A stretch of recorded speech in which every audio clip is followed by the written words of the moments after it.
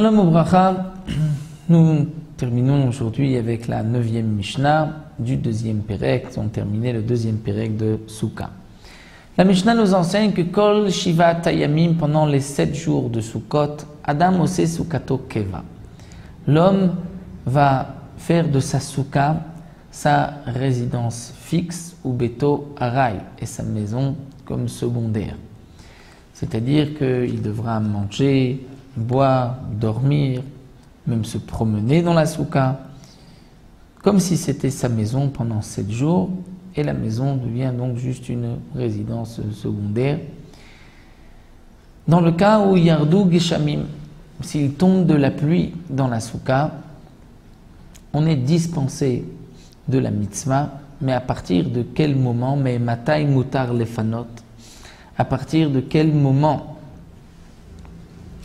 on a la possibilité de sortir de la souka, c'est uniquement Mishet Yisrach Amikpa, c'est-à-dire lorsque un plat qui n'est pas épais mais qui n'est pas complètement liquide, c'était un plat connu de l'époque, pas sorte de grissim chez le poule, c'est-à-dire des haricots écrasés, sorte de soupe, de plat qui est pas trop liquide mais pas épais non plus, que généralement les gens n'aiment pas beaucoup, mais lorsqu'il y a un peu d'eau, un peu de pluie dedans, là on s'en sépare complètement. Donc s'il y a de la pluie suffisamment, Mishet Yisrach Amikpa, pour abîmer ce plat, alors on devra sortir de la souka. Et comme le précise le Ran, ça c'est pour celui qui a commencé à manger, il ne sortira que si le plat s'abîme ou se serait abîmé à cause de la pluie.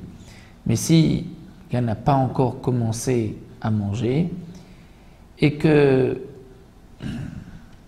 il se pose la question, il pleut, est-ce qu'il rentre dans la souka ou pas, il n'y a pas vraiment beaucoup de pluie, le Ran nous dit peut-être que dans ce cas-là, il devrait manger dans la souka, mais puisqu'il est mitztaher des pluies, donc il en est dispensé dès le début, et donc il n'a pas besoin de manger dans la souka. Mais le Ran se dit que peut-être ce n'est pas sûr et donc je n'ai pas vraiment de preuves. Il dit peut-être que dans ce cas-là, le Ran reste que malgré tout, il y aurait peut-être la mitzvah de manger dans la souka tant que le plat ne s'abîme pas. Et la Mishnah termine en disant Mashlou Mashal, on nous a apporté un exemple, Ema Davar Domé, à quoi ceci ressemble. Et lorsqu'il pleut dans la souka, c'est l'exemple les Evet Shebalimzog Kos le Rabo, un esclave qui vient apporter, verser un verre de vin, un verre d'eau à son maître, et le maître lui a versé l'eau, le vin à la figure, c'est-à-dire d'une manière de lui dire je ne veux pas que tu me serves, je ne veux pas de toi. Les pluies aussi, c'est comme la Mishnah nous dit dans Masret Tanit Siman Klala Bechag, c'est comme une malédiction, c'est un mauvais signe, comme si Akadosh Baruch Hu dit je ne veux pas de votre mitzvah. Et donc c'est pour cela qu'on doit sortir de la souka et on ne doit pas dans ce cas-là être mahmir et rester dans la souka. Malgré la pluie, on doit sortir puisque de certaine manière c'est comme si Akadosh Baruch Hu nous chasse de la souka.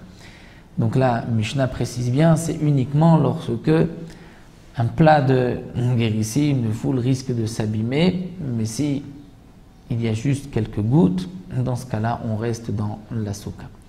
Nous avons terminé le deuxième Pérek, on se retrouvera pour le début du troisième Pérek. Là, nous avons terminé essentiellement les halachot de la souka. En troisième Pérek, on verra les halachot des arba minim, du lulav, etrog, arava et adas, et les détails de la mitzvah de lulav que nous développerons Bezrat Hashem dans le troisième Pérek.